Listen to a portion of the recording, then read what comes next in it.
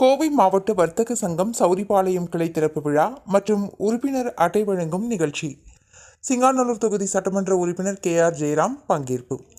கோவை சௌரிபாளையம் பகுதியில் கோவை மாவட்ட வர்த்தக சங்கம் சௌரிபாளையம் கிளை அலுவலகம் திறப்பு விழா மற்றும் உறுப்பினர் அட்டை வழங்கும் நிகழ்ச்சி நடைபெற்றது.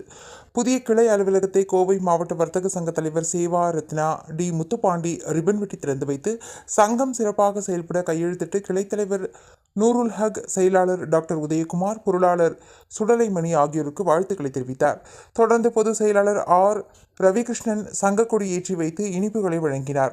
தொடர்ந்து நடைபெற்ற நிகழ்ச்சியில் மகளிர் வர்த்தக குழு பொறுப்பாளர்கள் கிருஷ்ணவேணி, நித்யா, லீமா ரோஸ், சந்திரகலா, உஷா தேவி ஆகியோர் குத்துவிளக்கு ஏற்றி நிகழ்ச்சியை தொடங்கி வைத்தனர். நிகழ்ச்சிக்கு சௌரிபாளையம் கிளை தலைவர் நூருல் ஹக் தலைமை தாங்கினார். பொதுச் செயலாளர் ரவிகிருஷ்ணன், பொருளாளர் தேவராஜ் ஆகியோர் முன்னிலை வகித்தனர். சௌரிபாளையம் கிளை செயலாளர் உதயகுமார் வரவேற்புரை வழங்கினார். தலைமை கமிட்டி செய்தி தொடர்பாளர் தனிஷ் நிகழ்ச்சிகளை தொகுத்து வழங்கினார். நிகழ்ச்சிக்கு சிறப்பு விருந்தினராக சிங்காநல்லூர் தொகுதி சட்டமன்ற உறுப்பினர் KR ஜெயராம் கலந்து கொண்டு சிறப்புரையாற்றினார்.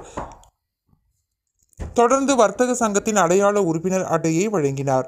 அகம் இலவச சட்ட ஆலோசனை மைய தலைவர் Loganathan Veerasamy, MJD chits Coimbatore private limited நிர்வாக இயக்குனர் தாமஸ் சாக்கோ மாலியில், ஜீவசாந்தி ட்ரஸ்ட் நிறுவனர் சலீம், பாரத மாதா நற்பணி அறக்கட்டளை நிர்வாக அறங்காவலர் கௌரிசங்கர், பீப்பிள்ஸ் மருத்துவமனை லோகநாதன், புளியகுளம் ஊர் சபை தலைவர் அறிவழகன் ஆகியோர் வாழ்த்துரை வழங்கினர். நிகழ்வில் சிறப்பு அழைப்பாளர்களாக சௌரிபாளையம் பகுதி கழக செயலாளர் வெள்ளியங்கிரி, சின்னசாமி, மணிகண்டன், பிரபு, மகேந்திரன் மற்றும் சௌரிபாளையம் கிளை நிர்வாகிகள், பொதுமக்கள் பலர் கலந்து கொண்டு நிகழ்ச்சியை சிறப்பித்தனர்.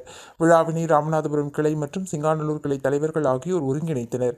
இறுதியில் நிகழ்ச்சியில் கலந்து கொண்ட அனைவருக்கும் இலவச மரக்கன்றுகள் சௌரிபாளையம் கிளை சார்பில் வழங்கப்பட்டது. அறுசுவை உணவுடன் இந்நிகழ்ச்சி இனிதே நிறைவு பெற்றது.